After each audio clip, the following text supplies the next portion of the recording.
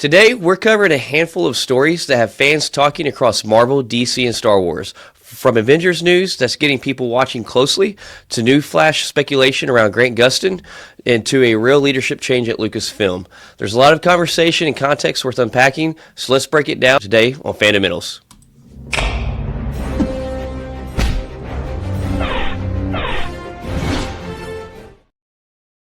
Hey, how's it going?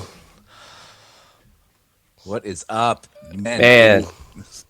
Man, yeah, for those of you who don't know, hi, substitute co-host here, Richard Nebens. You might have seen me before. And Blake, man, good to be with you. Good to see you again. You too. Thank you so much for joining us today and filling in. Also, if you don't know, Richard, as we spoke before, and I'm sure this won't be the last time, but senior writer of the Direct, editor, and what you wear like many hats in that company, I think, don't you? A couple. It's mostly writing and a little bit of editing, social media here and there, but mostly writing. And, nice. Work with Agents of Fandom a little bit too, and it's a great job. It's a great gig, and boy, do we have a lot to talk about today in the world of the movies and everything. Yeah, the Direct, man. Your articles and many of the other people who write there, it's honestly one of our favorite go-to sources for like pulling stuff for our shows every week. So, without further ado, we'll kick us off with some Marvel. Yeah, man.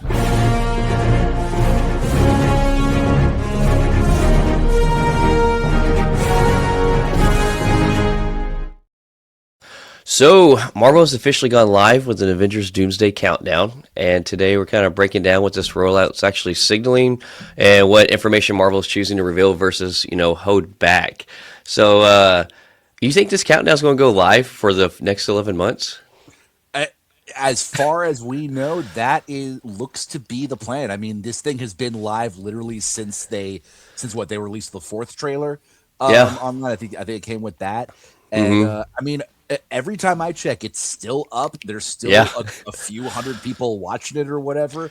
I mean, they're going hard on Doomsday promo, and I think it's the right move because I mean, this movie I do too. really, really does have the chance to be. I mean, easily the biggest thing since Endgame, but like the biggest movie of the decade for sure. Yeah, and Endgame's going to be hard to top, but honestly, I think this is definitely going to be Endgame. I mean, they almost have to, right? And so, like you said, I think this is a smart move. They did a lot of marketing and promo stuff, for Endgame, but nothing on this level that they're rolling out for Doomsday. But this would be like the first, I think, company's ever done a live this long. Like, this would be a record-breaking thing, too, as well. I would not be shocked. I mean, there's going to be a lot about this movie that's record-breaking. I don't know if it's going to top the 2.9 billion at the box office. That's going to be a real tough challenge. But I'd say if any movie has a chance to, it's this. I mean, and they're starting promo for this earlier than any non-COVID released Marvel movie ever. And like, I've never seen a promotional tour like this. Yeah, Tay actually messaged me the other day when this got thrown up there. She's like, she sent me like the eyeball emoji. She's like, what's Marvel going live for? And then like every day, like you said, I keep checking every morning, like, oh, it's still up. Like I thought maybe they threw it up to kind of like tease. They're getting ready to give us like one more teaser trailer and it'd be like an RDJ, scene or something like that. Yeah. But maybe not, I guess. I think it's just honestly them doing something new. I wouldn't be shocked if there's maybe a RDJ thing coming in the next couple of weeks. I mean, I'm betting they're going to do is the Super Bowl is going to be big. Like, I'm betting if not like a full trailer, like more of something combining everybody. Because I'm sure we're going to get into the trailers here a little bit too. Yeah. But I mean, there are still so much to this movie that we don't know. And I mean, they've been offering little clues and everything, which has been really fun to dissect. But there's still so much that we don't know about this movie, especially with it being almost a year out. So much. Do you think we'll get one more trailer for Doomsday, even actually maybe like a full teaser trailer before we see a Spider-Man Brand New Day trailer though? That is the question. I mean, I feel like the Super Bowl is going to be about the right time to bring a Spider-Man trailer because we've done analysis on like shortest timelines to trailers in the past. Right. The shortest one that I can remember was actually for the first movie I ever did press for, which was Thor: Love and Thunder. They released a trailer. I think it was like 3 months or something, maybe 3.5 months before. I remember that. It was like in late March, early April, and the movie came out in July. But I feel like for Spider-Man, especially because Spider-Man it's got to be one of their 2 or 3 biggest franchises. Oh yeah. They're going to want to promote this thing hard. And especially after they started things off literally the first day of shooting with that behind the scenes look, the new suit and everything. I feel like the Super Bowl is going to be about the right time to push the first Spidey trailer, or at least a little something, maybe that and Doomsday, especially because those are the only 2 movies coming out this year. That would be sick if Marvel gave us 2 things to eat on the same day on the Super Bowl. Yeah, I would absolutely be okay with that. But man, I mean, Spider-Man Brand New Day coming out like 6 months before this. Like, we have to get something soon. I mean, something. Yeah, absolutely. I mean, the Super Bowl is going to be like 6 months until the movie comes out, which is usually like regular time we need the first trailer. So yeah. Yeah, no, for sure. And we'll actually, just kind of talking on this, we'll go ahead and jump on down to the Wakanda Fantastic Four Doomsday trailer we got last week, finally released on YouTube. Man, we, it clearly features Wakandan elements, and Fantastic Four imagery. A lot of questions for this trailer. This is probably my second favorite trailer out of the 4. I'd say the X-Men one's my favorite, number 1 favorite. Easy. Yeah, so sick. You know what's funny to me? This is nothing at all against this trailer. Yeah. It might be number 4 for me. Oh, okay. And that's nothing. On a scale of 1 to 10, this is an easy 8.5 out of 10. Yeah. It was great, and I loved everything about it. But I mean, getting Steve Rogers back was great, just because that had only been teased in the trades. Right. They hadn't said anything about Chris Evans coming back, and the fact that he's got a kid now, which is wild. I love the Russos. I love what the Russos do with Thor. Every single time they've worked with Thor, it's been pretty great. And I think that this is about to be the best version of Thor that we've gotten. And then, of course, the X-Men one just blew me out of the friggin' water. Yeah. James Marsden, man. Like that 3 seconds of James Marsden as Cyclops is the best Cyclops material we've ever gotten. Literally just mentioned it. I got goosebumps just mentioning it. But like, I mean, insane. That is literally what we've been waiting for from the live action X-Men for 20 years. Yeah, no, for sure. So what do you think about like the Wakanda Fantastic Four trailer? Like, out of the stuff we see there, right? They're kind of like in a desolate desert area. Do you think that's like on Battleworld, or do you think this is where an incursion has started and maybe the sea is dried up? Like, that's where I'm leaning. I feel like especially because we see the Namor and the Taliban. It feels like they might be like way out of their element. Like, it feels like, like the ocean's dried up or something. Because I mean, if there's going to be an incursion there, it's going to be something really big, and destroying Talakan's entire natural habitat feels like it might be big enough to pay attention to.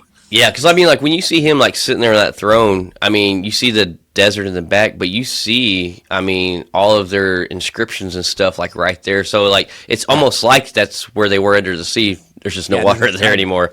Giant pyramid behind him too. Like, I mean, that's gonna be crazy, especially too. I think too, also with this trailer, is that what Infinity War and Endgame did so well is they gave us like different combinations of characters that we weren't expecting and we didn't see coming, like Steve and the Wakandans, and Bucky and everything, Thor and the Guardians. I feel like putting the Wakandans with the Fantastic Four is gonna put both of them so out of their element, especially because like I was literally just thinking about this second. You get what was formerly the most isolated nation on the planet. Literally, nobody even knew it existed.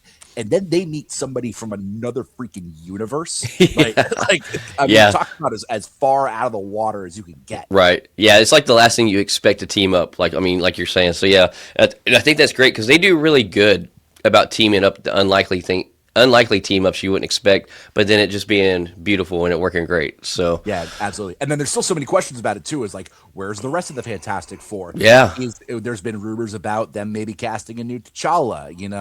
Maybe from another universe or something. There is a lot that we still have yet to find out about this, and that's what Marvel's doing such a great job at. Is we've got like 4 solid minutes of action from this movie so far. Yeah, still have absolutely no idea what it's about.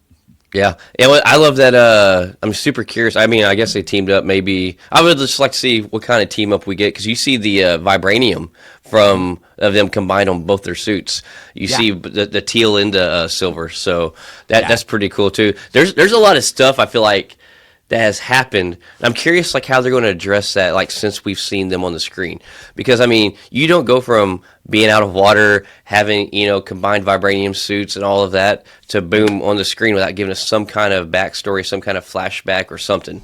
Yep. And we got to remember that the post credit scene from Fantastic Four took place 4 years after part of the movie. That's what I was just thinking about. So it's been a few years for the Wakandans since we last saw them, and a few years for the Fantastic Four. That's true. And I feel like that post credit scene with Doom and Franklin Richards, and and I just want to shout out Marvel again for. Actually, I want to shout out my parents because my middle name is Franklin. Nice. I somehow got lucky enough to have a comic book name without even trying. But no, Franklin Richards, and I'm really curious to see how the young T'Challa plays into this too, because it seems like there's a lot of kids that play really big roles in this movie. I mean, Steve Rogers' baby, Love, possibly more Young Avengers type characters, and we've been thinking about the Young Avengers for a while. So there's a lot. There's a lot of blanks that need to be filled in before December. Yeah, I kind of go back to the Steve Rogers thing. I'm a huge Steve Rogers fan, so I'm like super pumped about that. I know a lot of people are like, that's probably the most underwhelming part or whatever about all these 4 trailers. Like, I don't know. I'm pretty happy and excited about it. I did not expect the kid thing though, so that is pretty crazy. And yeah, I'm curious. Like, what do you? So it does obviously seem like there's a lot of kids related things, like maybe Doom's taking the kids or something. What's your theory on that? Like, what do you? Well, I mean, it's only natural that he goes after Franklin because he's the most powerful being in existence. Yeah, I'm sure he can help with whatever he wants to do with the multiverse and whatever. But it might just be a way to get these incursions going, because we know about all these different combos of characters that we've heard about. Like Simu Liu's talked about scenes with Professor X and Magneto, and the Fantastic Four and the Wakandans. I mean, I've heard something that Kelsey Grammer had a scene with Thor with Chris Hemsworth. Pedro had a scene with Alan Cumming. Yep. Yeah. Exactly. I mean, so maybe that's what gets this whole thing going. Could we see maybe Scott Summers and Jean Grey's kid, like the way we saw in X-97? I mean, that feels like it could all tie together. It does, with the way Scott looked in that last trailer. So yeah, well, I mean, kind of like a lot of I've read a lot of things, and it's true. Where the only time you really see him doing something like that is when all odds are against him. He's backed up in a corner and he has no other option. So I mean, something pretty, detrimental's got to happen. We saw was probably the Sentinels in the background of that one. Oh yeah, that was so sick too. Oh my god, I can't wait to see the Sentinels. Oh, me too. Especially done right with Marvel and X was wearing and James Marsden. The Marvel and the Russos are going to do right by generations of Marvel fans. I think it's going to be something incredible. It is. I'm so pumped and excited. But I could talk about this subject all day, but I'm going to move on next because man, I will ramble on for hours. Oh, me too. I can't the next 11 months is just going to be constant on the edge of your seat. Please drop us something, give us some more. Totally. But speaking of something actually that's way sooner, and I'm super excited for this. But Marvel confirmed that Daredevil Born Again Season 2 will address what Jessica Jones has been doing, which is notable because we haven't seen her since the Netflix series, which is now technically in the MCU. But they actually will kind of give us a catch up on what's been going on in her life. So that's pretty exciting. We're not just going to get her back in there, but get a little backstory of where she's been up to. Yeah, I mean, no surprise. I mean, she's been gone from the MCU for 7 years, and we've had no idea what she's been up to since then. And I just love that Kristen Ritter's coming back to play Jessica Jones. She was one of my favorite parts of the Netflix shows, and she does such a good job with this character. I'm so excited to see just like what we saw with Matt and Kingpin and Punisher and everything in Born Again Season 1. I'm so excited to see them fully integrated into the MCU like they've never been before, and especially Jessica Jones. I feel like Jessica Jones could have a lot of fun with everything that's going on. Oh yeah, MCU. Especially with Punisher, with the Punisher special coming out this year, and Spider-Man Brand New Day featuring the Punisher and everything right at the same time too. Yeah, exactly. But no, I can't wait to get Jessica Jones back. Hopefully, this will be a big old restart for her. Getting her a lot, and then in the next couple of phases of the MCU, I'm pumped to get her back. Do you think that they're kind of keeping it under wraps? Because we know a lot of stuff gets leaked out, but do you think one of the things they are keeping under wraps? You think we'll get Mike Coulter appearance in this? I feel like now that both her and Charlie Cox are coming back, I Yeah. feel like that's where they're going. I mean, I think I don't remember exactly what it was, but there's been some stuff where like Mike Yeah. Colsey's kind of teased possibly coming back as Luke Cage. And the last we saw him, he was running Harlem's Paradise. I mean, and Yeah. we did see an ad for them in season We, 1 of Daredevil as an Easter egg. yep. So Up on the wall of that building or whatever. It yeah, was his exactly. side. Yeah. Yeah. During Kingdom's speech, yeah. Yep. So I feel like it's only natural that he comes back at some point. And I mean, him and Jessica are still, even though they're not together anymore, they're still Hmm. tight as of the last time we saw them. So, and I would love to get Luke Cage back, but right now Yeah. I'm just looking forward to getting Jessica and Matt together, seeing her kick some ass, and seeing her go against Kingpin, especially Yeah. because like last season we got some of the most brutal stuff we've ever gotten. Oh yeah. It's like Yeah. when Kingpin crushed a dude's head in, like we know all bets are off for where things are going from here. Yeah. I did not expect that. Like you thought it couldn't get more gruesome than beating a guy's head in the door, and he's just going to do it with his hands. Somehow that might have topped it. Yeah. I was so happy, so pleased from start to finish with Daredevil Born Again season 1. It can't get here. That's March 26th, I think, or something like that. It drops. Yeah, March something. And Yeah. what I'm so excited about for this season too, before we go on, is Yeah. that they had to change around a lot of stuff. They decided to like fully rework Daredevil during season 1. Yeah. And they kept some of the stuff that they were originally going to keep, but then like fully integrated all the MCU stuff at the same time.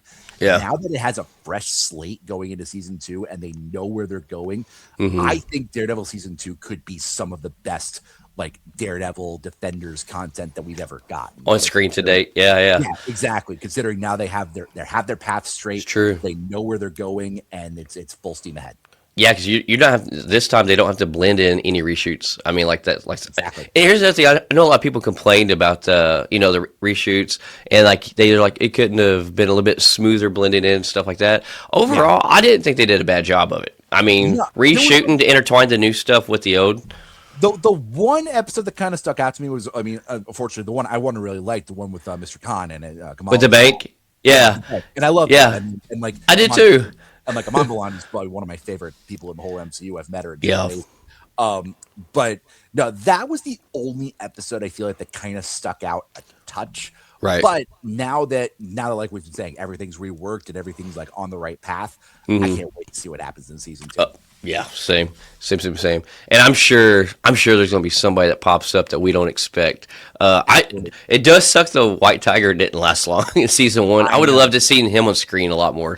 Yeah, it's such a bummer that he passed away too. I mean, Yeah. Oh yeah. I don't know if they'll think about like, well, I mean, especially I'm excited too, at least that they've got his daughter in. She could maybe pick up the mantle and do some Young Avengers type stuff, eventually. But that is a bummer that he passed away. It is so early in that season, and that the actor passed away too. So he's a great actor. Like he crushed that role. Yeah, he was so good in the little time that he had.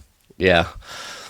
So last on the list for Marvel today, Marvel Studios has officially confirmed the villain for Wonderman, and it gives us our first real clue about the tone and the scale the series is aiming for. So it's actually nobody new. They've been on screen before, but the DODC and our guy right here. Oh yeah, he's been around a little bit. Yeah. Was it a day or two ago they dropped another teaser trailer about Trevor Slattery for Wonderman. So apparently he's going to be wearing a wire working for them. I love the trailer how they're like, number 1 you can go to prison, or number 2 he's like number 2 He's like he don't even care what it is. I love the Trevor Slattery resurgence in the MCU. Yes, me too. In Shang-Chi, like it took me a while to like warm up to him after Iron Man 3. Yeah. I initially wasn't the biggest fan of the twist and the reveal and everything, but I do love Ben Kingsley's portrayal of him, and I loved him in Shang-Chi. I can't wait to see what he does with an actual like leading role in this series, because basically him and Simon Williams are going to be like the 2 main characters. So I'm so pumped to get more of him in the MCU, and this series looks like it's going to be a lot of fun. Actually, it's funny. I have the screeners sitting in my inbox right now. Haven't gotten a chance to check them out yet. But I can't wait to actually, and no joke, I have not dived into them yet. So I don't know what happens yet, but I am excited to dive in and see what everything's about. Did you get screeners for all of them to review, or is it just, oh, nice. Yeah, well, nice. That's a review, but I did sometimes I get lucky and they'll come into my inbox and everything. Yeah, But nice. I'm very excited to check it out. I've got all 8, and I'm probably gonna do it sometime this week. Heck yeah, yeah. I love Ben Kingsley too. Like I would say, kind of like you said about the resurgence of Trevor Slattery, that was probably like the biggest surprise, and like I didn't expect it to be there. Shang-Chi, and Shang-Chi was one of those movies where I went into it to watch it because it's Marvel, but I didn't have a lot of knowledge or lore, on him or excitement. But it was one of the movies that shocked me and surprised me the most that I ended up loving. But yeah, his comedy of that, after watching Shang-Chi, I was like, please give us more of him. Somewhere, I don't know where it makes sense. And then, yeah, here we are. To this day, it's either Shang-Chi or Captain America the First Avenger to me. That's the most underrated movie in the whole MCU. Because, I love everything that they did with Shang-Chi. And especially, Destin Daniel Cretton directing it is what's getting me partially so excited for Spider-Man. Yeah. And I know he does great work, and I love everything he's done in the MCU so far. But no, Shang-Chi was an incredible movie. I loved just about everything we got in it, and I'm so excited for Wonderman too. I think this is going to be like a new look at the MCU, like a look at Hollywood within the MCU. That'll be really fun, especially because being California native and everything. And getting Trevor Slattery back and the DODC back. Yeah, they've been kind of a constant thorn in the side of a lot of people since Homecoming. Well, to me too, I like how we're getting a lot of intertwining back again, from past stuff of the Marvel. This is going to have a lot of intertwining stuff. But yeah, I'm super excited. I just one of those that I'm like, okay, I did a little, reading up on Wonder Man, but after the trailers, I'm like, oh, this looks like it's gonna be, like you said, it's gonna be fun. It's gonna be entertaining, but we also, get more characters, more powers, and yeah, I'm curious to see how this ends and the way it's gonna land and intertwine with the future. Because I know they said they're not doing as much, with the shows to intertwine heavy with the movies for people not to feel, I guess overwhelmed, but they still are intertwined somehow. Totally, yeah, and I'm sure there's going to be some connections between it. I mean, especially because we get some Shang-Chi stuff, we get some Iron Man 3 stuff in this, and I'm just excited to see where this character goes, and I'm curious to see how he gets his powers and everything, how that story plays in, and especially with them making this movie. And shout out to the guy who's directing it, was in Superman. Also, I'm looking forward to getting him back. Oh yeah, he was the the hot girl killed. I also think it's super creative for Marvel to address the superhero fatigue thing, but intertwine that with the show. I thought that's super clever, Absolutely. Like WandaVision, right? I thought that was a creative chance and risk that they took, and it worked. And I think this is another step almost like that. That's a very risky creative chance, and I think this is great. Because how many franchises will address real life things or accusations toward them and intertwine that? That's great. Yeah, how many franchises have the opportunity to do that? Even with Deadpool. Deadpool obviously poked a ton of fun. Stuff, but that's just because he's so meta and he's the biggest fourth wall breaker in probably all the comics. But no, Wonder Man, I love the fact that they're using that to kind of take a deeper look inside how Marvel works and all that stuff, and kind of poke a little more fun at itself. That should be a lot of fun. Yeah, low key, I hope it's one of those things where it works on screen, and I hope it's one of those things where they kind of jab back to all the naysayers out there that's given that. I don't know how, but I hope there's some jabs back to the people out here talking like that. Because I don't think Marvel really ever lost anything. Any franchise is going to have its ups and downs, and of course there's nothing that's out there that's perfectly perfect, but there's a reason why Marvel is the most successful movie franchise to date ever done. So there is no other franchise that could say it's consistently put out content for almost 18 years straight. Exactly. Within the same franchise and continuity and everything. Right. Marvel's on its own level. A couple of DC reboots. Star Wars has obviously been kind of all over the place, but they've had a ton of breaks. Then Marvel's still going. I mean, there's been a couple of mishaps here and there, a couple of things that people didn't quite like so much, but it still remains the most successful franchise in the business. And and we saw those billion views that Doomsday trailers got. So so Marvel ain't dead yet, and I don't think it's gonna be for a while. Same. But so that kind of wraps us with Marvel. We got a couple of topics to touch in DC.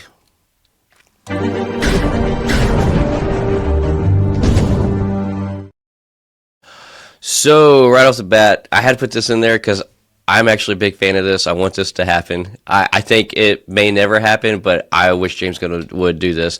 But fans are speculating once again about a possible Flash return after Grant Gustin has changed his look and dyed his hair blonde on some social pictures. So obviously, he did CW for so long. I actually love his Flash. I think it's great. I don't know if they would ever do that just because he was so long running with the CW to bring him in as the same character for the new Gunverse. But I'm here for it. If James Gunn is willing to take that jump, I think a lot of people would be super happy. What's your thoughts on this?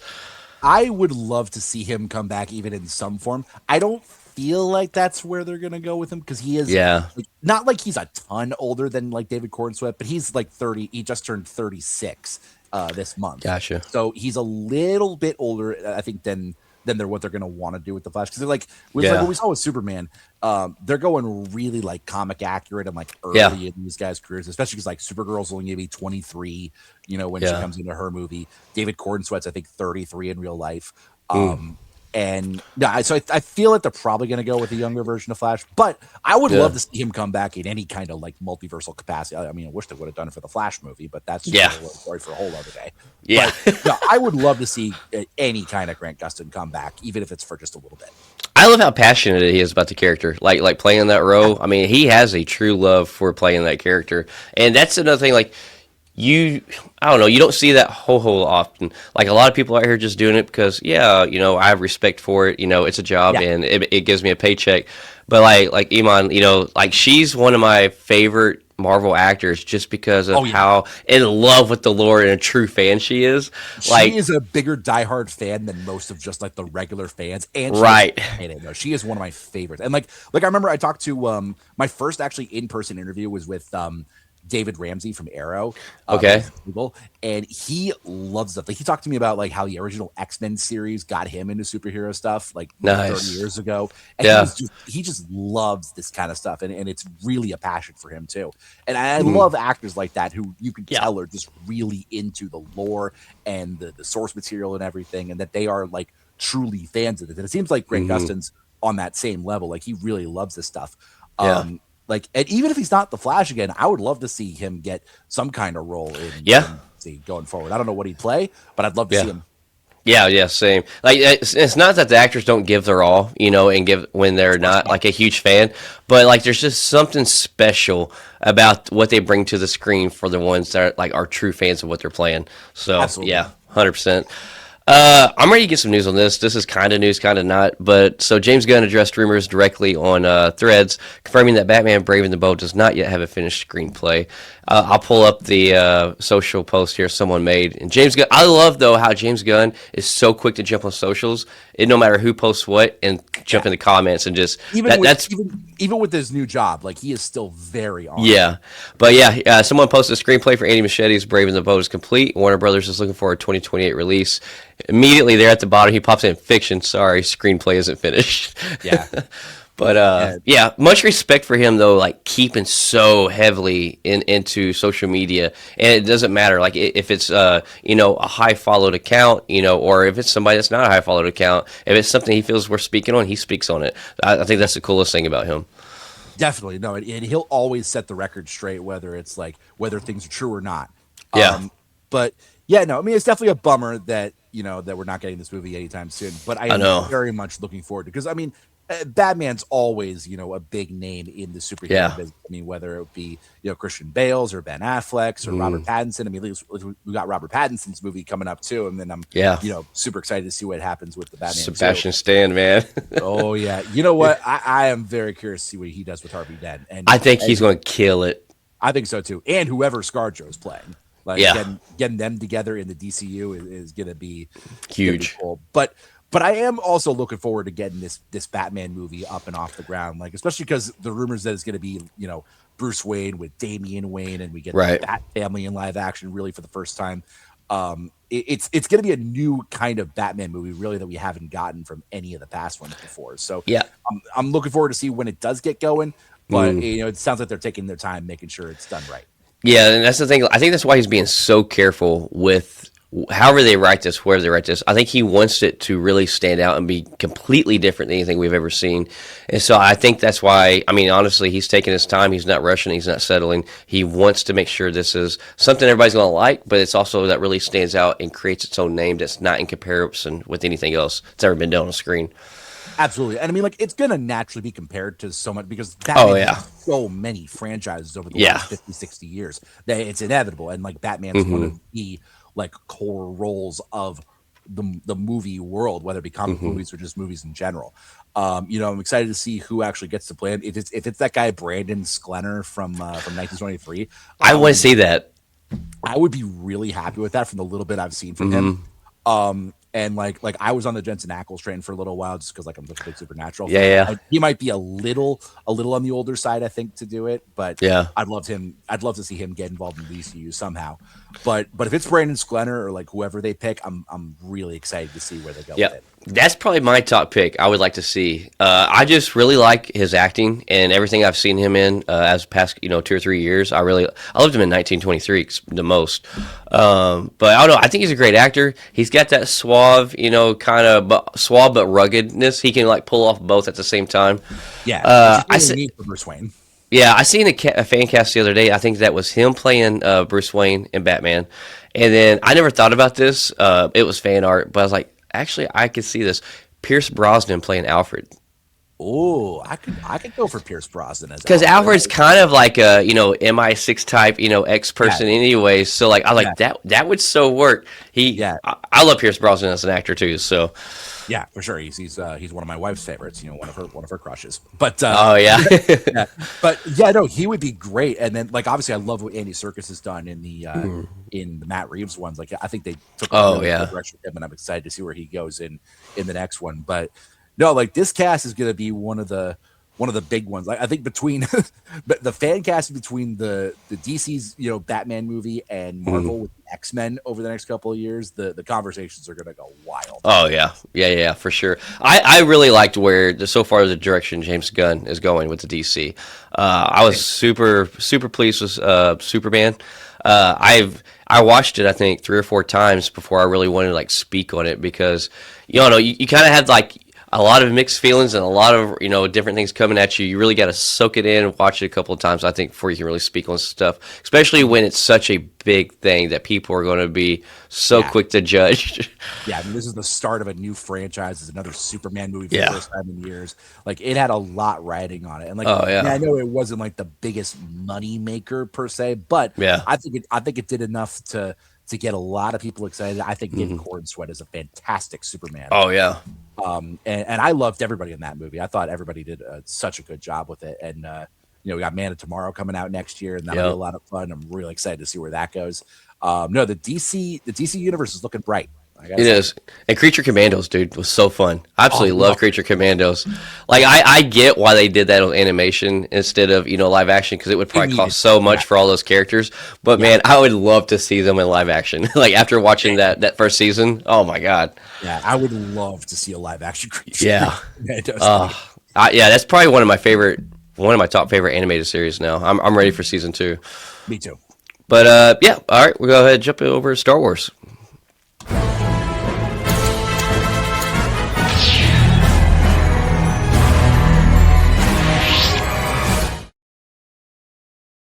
So we actually spoke on this on the podcast as a rumor of this a few times over the past year, and we actually spoke on it last week. And I told Tay, I was like, "We've heard this rumor so many times. I don't know if it's actually going to happen." But Star Wars leadership is officially changing, with Dave Filoni stepping up as chief creative officer, and Kathleen Kennedy is stepping down. So yeah, I'd like to kind of break down, what you think realistically this means for the future of the franchise. Yeah, I mean, it's going to be really interesting. We haven't had a big change in leadership like this in well over a decade. And I mean, Kathleen Kennedy's been at the forefront of a lot of these newer movies, and she's done a great job with it, especially considering the so much backlash that she's gotten, like, for a lot of the choices that Star Wars has made. Like, not everything's been perfect, obviously, but she did help usher in, this new era of Star Wars in the streaming world, which is really, that's been what we've gotten over the last 7 years now, because we haven't had any theaters since Rise of Skywalker. But no, I'm grateful for what she did for it, but I am actually very excited to see what Yeah. Dave Filoni does, because Dave Filoni has made probably my favorite Star Wars content ever. Yeah. Between Clone Wars and Rebels and Ahsoka, he has just done fantastic work. And I'm very excited to see where things go under his leadership. I am too. I think it will be. I think he'll do it right. I think he will do at least a lot more right than what we've seen, over the past few years on some hit and miss of some things. Starfighter, man. So far, like what that keeps coming about. Like I'm excited for that. I am super pumped to finally get something on the big screen. As you were just saying, it's been so long. But Sean Levy, like I don't think I've seen anything bad that guy's put out. I'm a huge Ryan Gosling fan, so I'm super pumped. I'm curious to see, with this being kind of like a different storytelling than what we've been used to, as a setting. Kind of curious to see like what time era this sits in and where this whole actual story is going to lead into.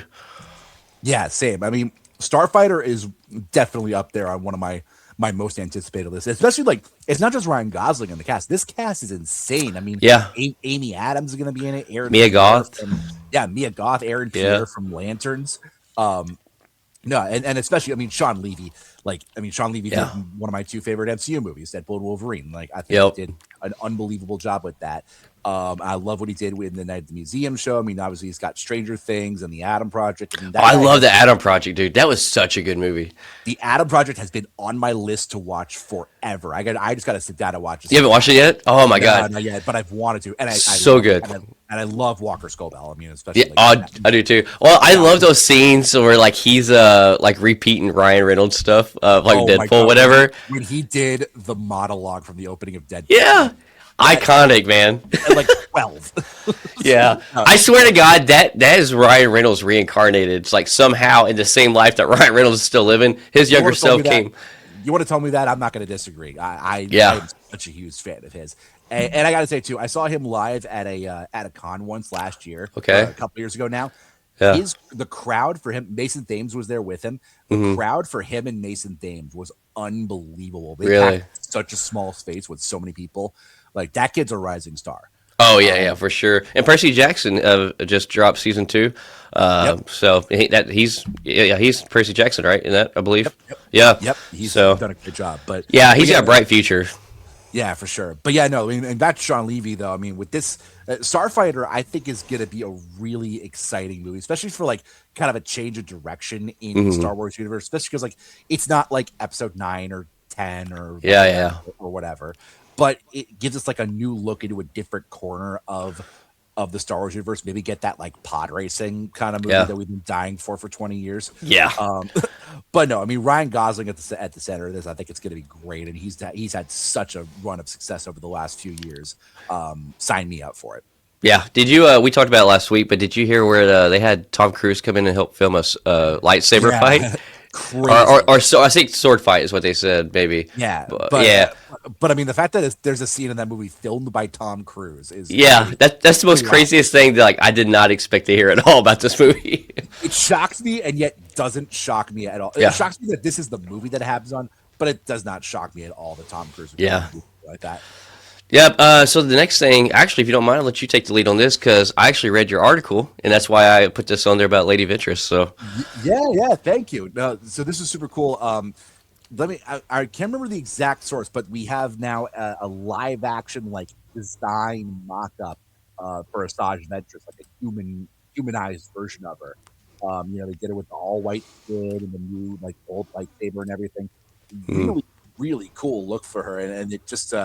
I don't know. Me personally, it gets me excited to see her in like a live action project because she's really been relegated only to, Clone Wars and Bad Batch and and Rebels and everything.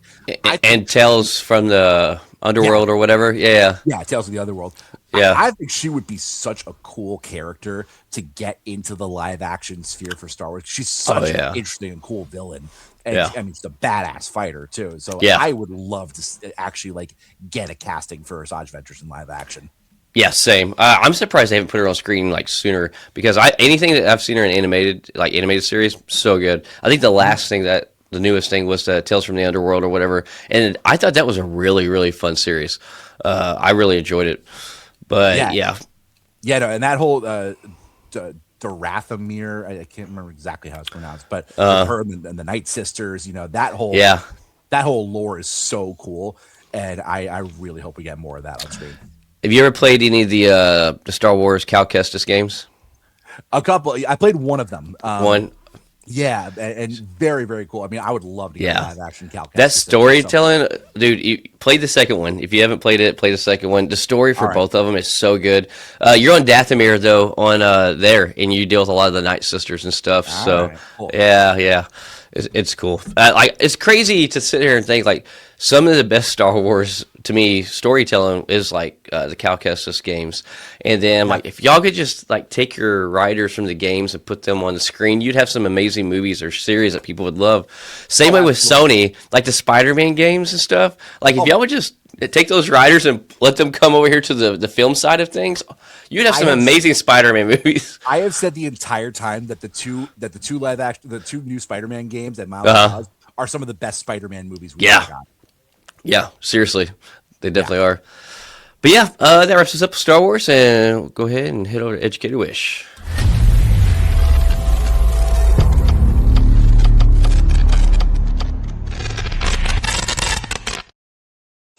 So this subject, I feel like, has got mixed feelings of people on both sides of the fence on the internet. But we got our first look at Sophie Turner as Lara Croft. Let's see. Here we are.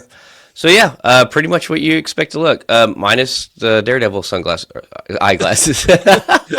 That was the funniest thing I think I saw, like a picture of them two together, like Yeah, yeah. the Gostin's like his long lost cousin or something.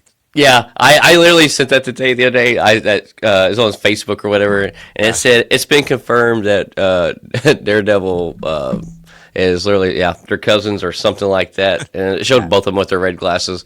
yeah, But so yeah, I know there's a lot of people on both sides of the fence. People are like, yeah, give her a chance, and there's a lot of people's like, oh my god, she yeah. shouldn't be Lara Croft. What do you think about her? Give her a chance. I mean, I think this whole conversation has gotten to the point of beyond ridiculous. I mean, I agree. if you ask me personally, there is people. We literally got basically as good of a look for Lara Croft as we could have expected, and there are still people that are Yeah, just complaining and moaning and just saying whatever about it. yeah, It's just ridiculous. Some of the stuff that I have seen online the last few days. I mean, like I don't know a lot about Lara Croft. Like Tomb yeah. Raider stuff is not one of my areas of expertise, but I think she looks good. She rocks the costume. She's got the glasses. I think she's Right. got like everything that you want out of Lara Croft, and like it's Yeah. outside of looking like an actual video game. Like actually, no, the funniest thing I've seen besides the Charlie Cox one is them like pixelating her and like Uh huh. the design Oh yeah, like yeah. the 90s video games or whatever. With the That's fun. sharp edges. Yeah, exactly. Like the sharp edge lines, like all the Yeah. line. That's funny. But no, I really hope that she does a good job with this. I'm looking Yeah. forward to seeing it. And she's got the resume for it. I mean, she's done Oh yeah. Game of Thrones. This one in the cast I'm looking forward to. I know Jason Isaacs is going to be in it. He's actually going to be I on love Jason Isaacs. at this event I'm going to in a couple of weeks. So I'm really hoping I Okay. get to maybe like meet him, see him there. That'd be But no, sick. this series is going to be really cool, and like especially because I think this is going to be about the best version of Lara Croft that we've gotten. Like especially with Hmm. today's resources and technology and the Right. lore that we all know. I'm excited to see what happens. I definitely want to get into Yeah. Lara Croft before this comes out. Yeah. Yeah. Like kind of like you. I mean, I never was like deep into the lore. Nothing. I've played the games maybe a couple of times way back in the day. I've watched Angelina Jolie, of course. I think I might have seen those maybe twice. Yeah, They were okay. But yeah, I agree. I think Sophie Turner's a great actress. I think she deserves to have a good, outstanding role of a well-loved character that is kind of nostalgic that people have been fans of for years. Just for the simple fact of all the hate she gets for her Jean Grey. yeah, I don't think exactly. that's fair. Like, and kind of like what you're talking about, like it's getting out of hand with the hate. It's crazy. I feel like movies and actors really don't get a fairness to really break Oh no, out and do things because it's just gotten so yeah. cool to hate or to criticize and to pick apart because people Social get media, yeah, social traction media for is it. the death of everything. It's like because Yeah, people can get behind a computer and get behind an anonymous profile and say whatever yeah, they want about anything they want to, and like it's just impossible to win with some of these people. Like, Yeah. so I really hope this one does well. I mean, I know friends who are big Tomb Raider fans who are really looking forward to seeing what Sophie Turner does with it. Shout out Brandon Moore over at Aegis Fandom. I know my guy over there; he's really excited Nice. for it. But no, I really hope this one performs well. Excited to Yeah. get a trailer for it. See her in action, because all we've got is that Yeah. short picture so far. Right. But just from that, I mean, looks like they're doing it right. Yeah, and the trailer's going to really set that tone. If we got that, I bet we get a trailer probably in the next 3 months, probably. I mean, Yeah. they've already started filming, I believe, haven't they? Pretty sure, yeah. Yeah, I think so. Let's see. Next on the list, so Amazon's God of War live action series has begun revealing cast information, including some confirmed roles and some that are reported, in talks. So yeah, kind of go over that. If even the ones that are reported, I think this is great. Here we are. We have let's see, Ryan Hurst. I'm a huge Ryan Hurst fan. I love him as Kratos.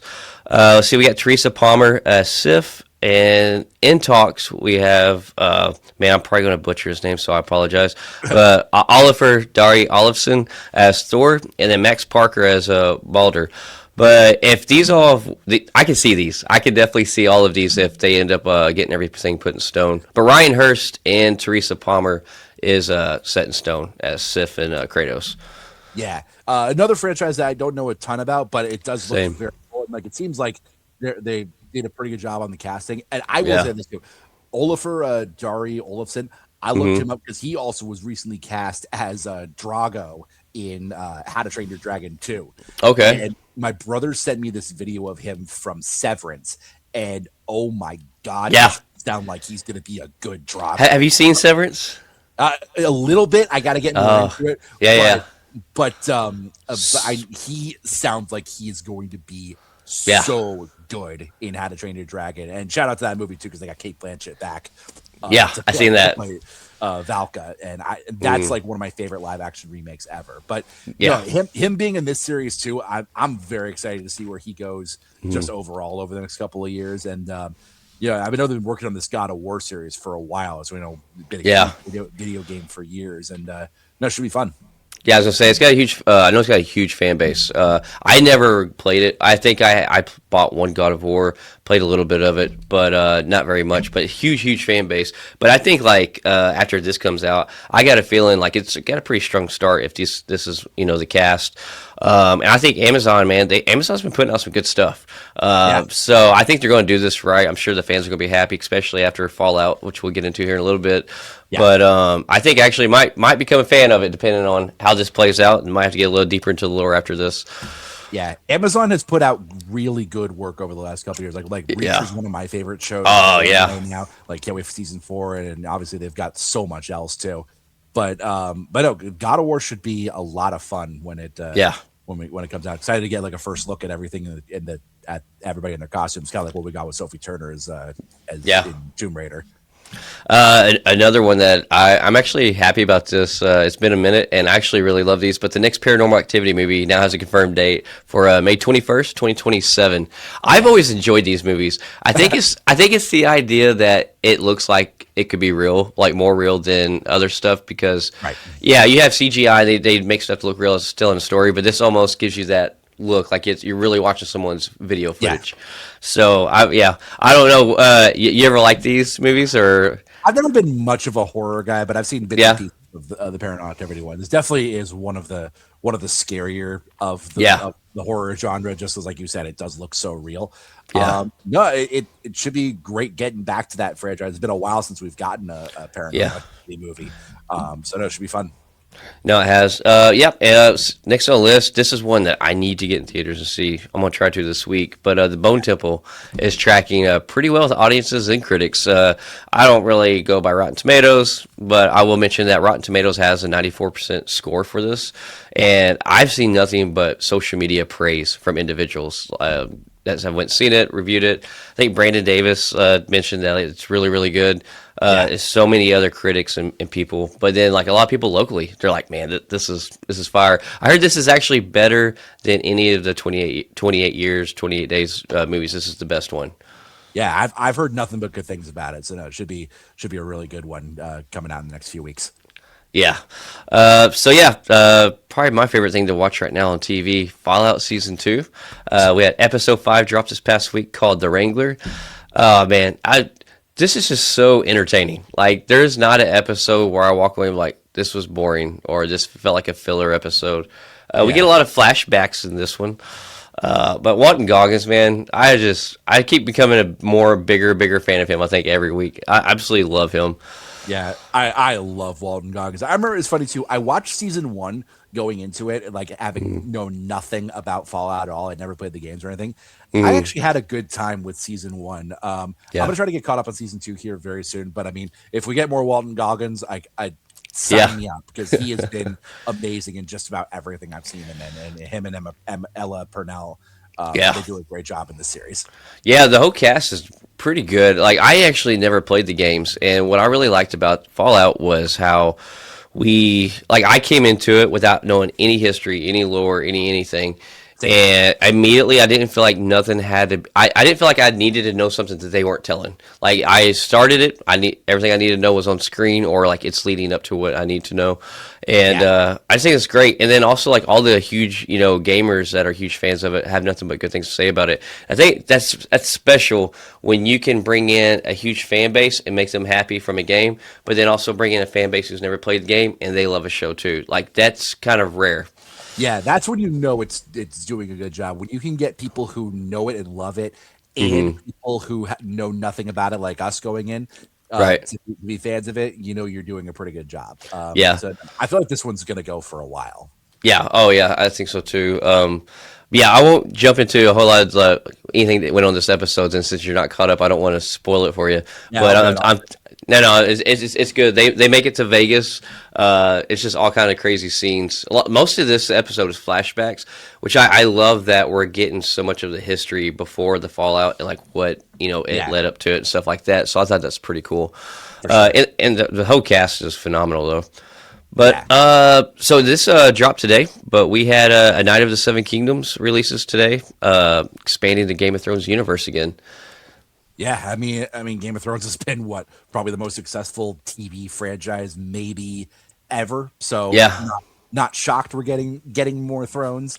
But yeah, no, this one should be really good. I don't know a ton about it, but I know it's probably going to be a good one. Yeah, I don't know a ton about it. I think it's definitely a prequel way before a story of whatever generation this is.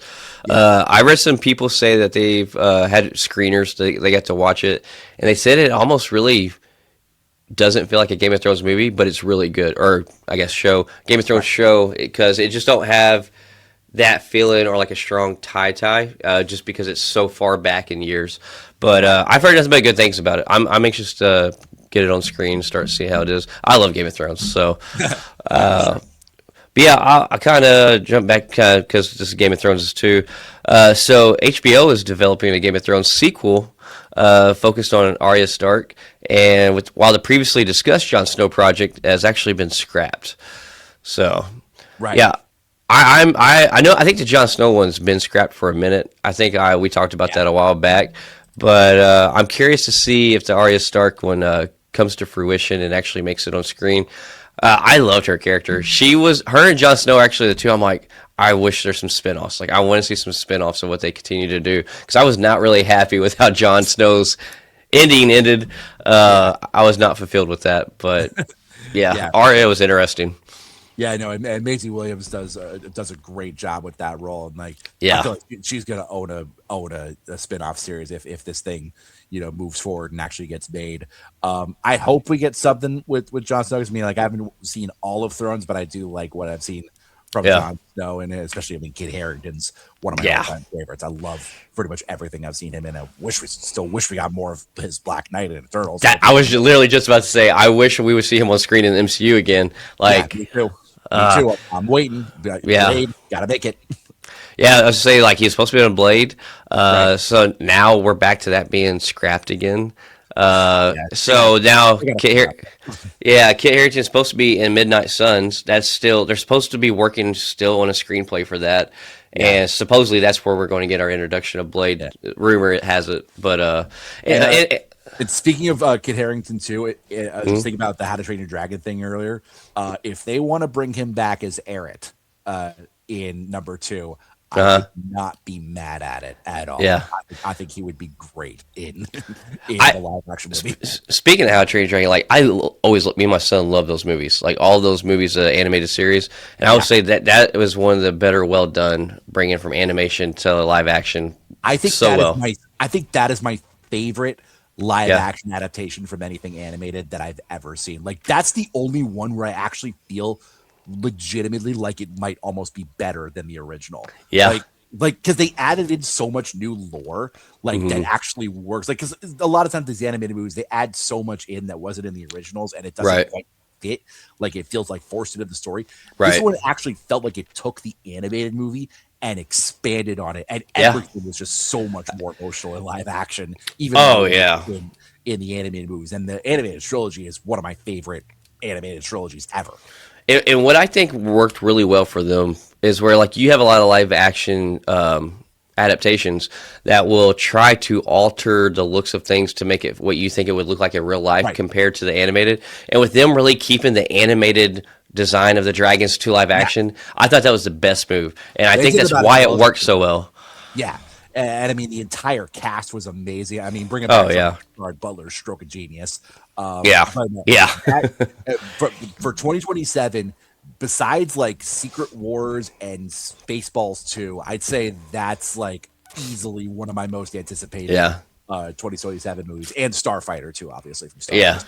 Yeah, we've been covering everything with Spaceballs too. We're waiting for that to come out. Like Dude, that's that is like, if Marvel didn't exist, that would like unquestionably be my top movie that I'm waiting for in nice. a couple of years. Heck yeah. Yeah. Let's see. Yep. So let's see. Yep. Got Hans Zimmer now has been confirmed to score the HBO's Harry Potter series, which is can't go wrong with Hans Zimmer. I mean, that man knows his music, so you know the music's going to be amazing in this series, if anything else. That's what I'm so conflicted about because nothing against Hans Zimmer at all. Yeah. He's one of the greats, and like I love everything he's ever scored.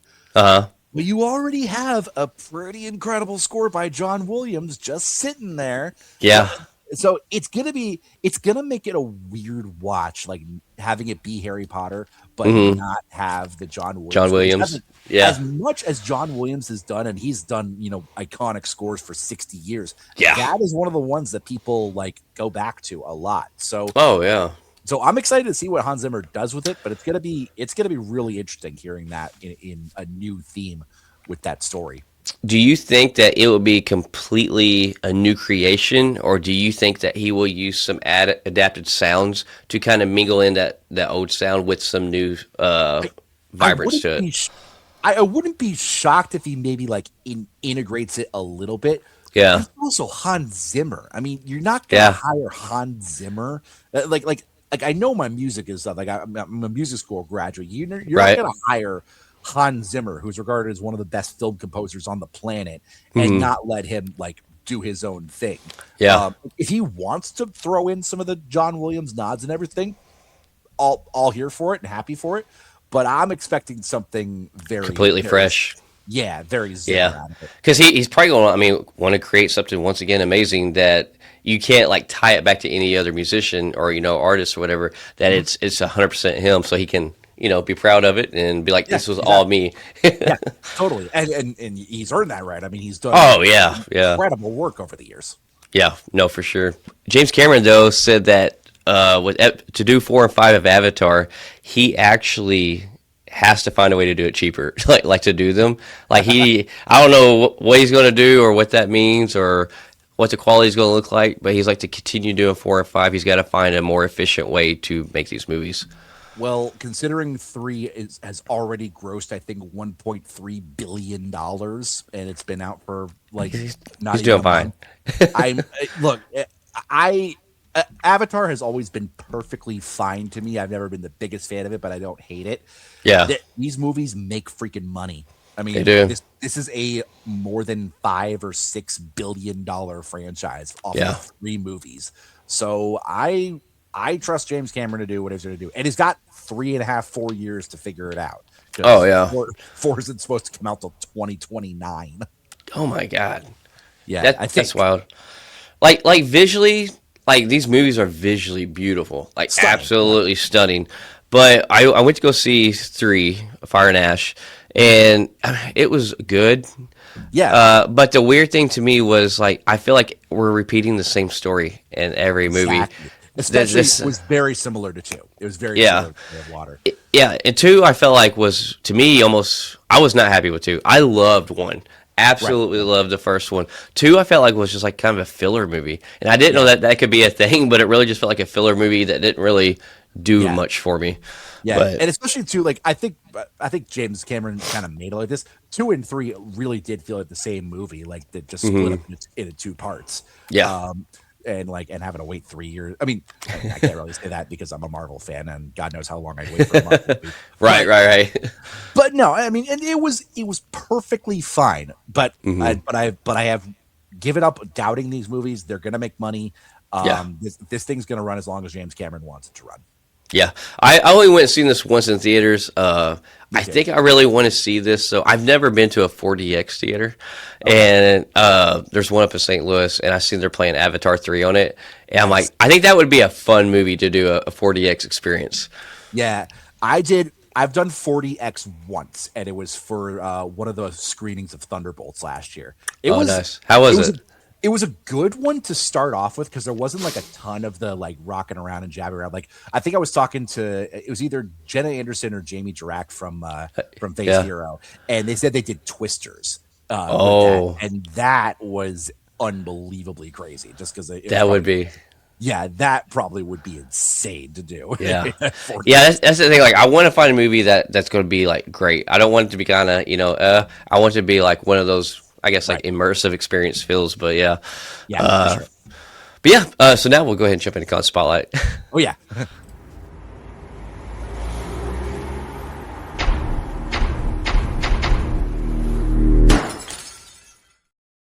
Right. So this week's Con Spotlight, we have Pasadena Celebrity Comic Con and Pasadena, oh, Texas. And it's January 24th and 25th.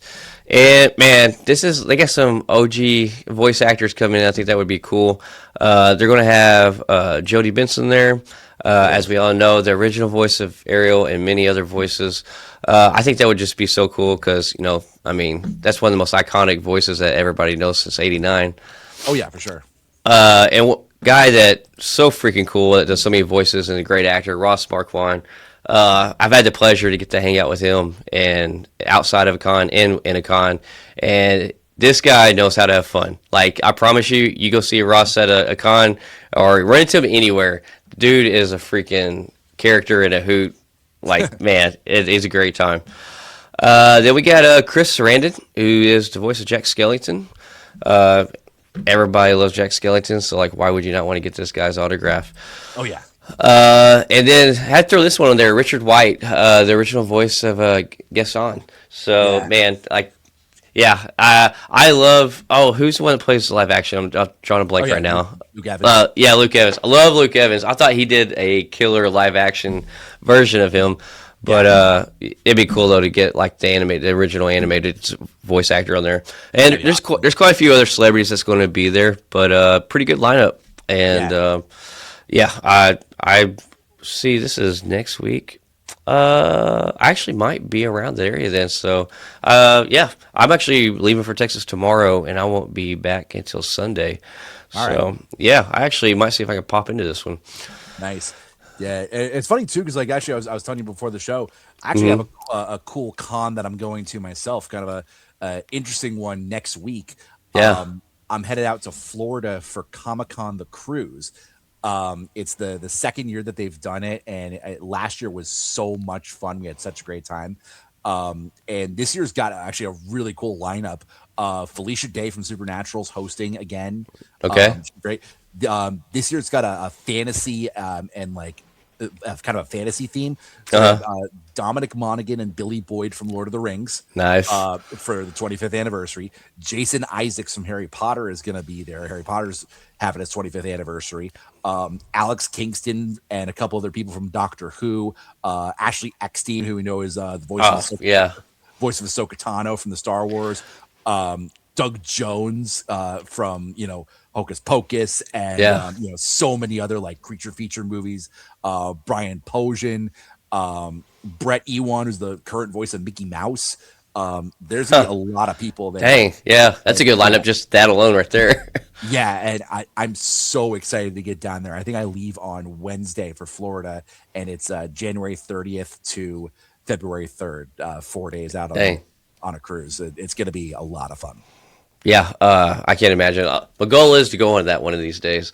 Yeah. Well, this year would be the first year I probably would be able to, but then like life's so busy and it was already too late. So I'm Oh gonna yeah. probably try to book for the one next year. So I'm gonna try to. Yeah. I've actually. Yeah. Fingers crossed they get it going again for next year. Yeah, I hope so. Because like I've yet to ever be on a cruise, and I think that'd be cool to have a Comic-Con cruise. That's the first cruise ever to be on. Oh yeah. So fun. Yeah, that was my first cruise that I had been on since I was a kid, and I went on like Okay. when I was little. Oh, that's cool. Literally, it's my first one in 25 years almost, and it was Nice. amazing. I couldn't have had a better experience. What would you say from last year's was your probably like favorite event or panel that they did or whatever was going on through that whole time? Well, outside of me personally getting to interview a couple of people, I got to interview Yeah. Ernie Hudson, Oh, Grace Caroline Curry, and Virginia Gardner. There was a really cool events for everybody. They did a like an at sea like Hollywood Squares game with the celebrities. Like Ernie Hudson was there, Felicia Day was there. They did Family Feud with Warwick Davis and George Takei doing like Star Trek versus Star Wars. oh, that's great. They did like a history of sci-fi panel with it was Felicia Day, George Takei, Greg Grunberg, and a couple of other people. And no, there was so many just fantastic panels that people did. There was one with Sam Jones from Flash Okay. Gordon. Yeah. He did a panel, and he even borrowed my wife's fan Okay. to keep himself cool, which is really, really nice.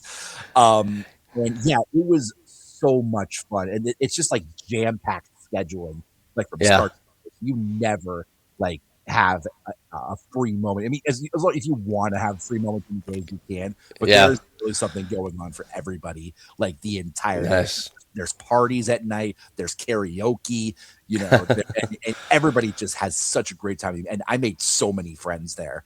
I Nice. could not speak more highly of the experience. Well, sold. You done sold me. So like, man, it sounds like a freaking blast. Yeah. But yeah. So you want to give out some social shout outs? So anything and everything you got going on, and where people can follow you, and or any of your work you do.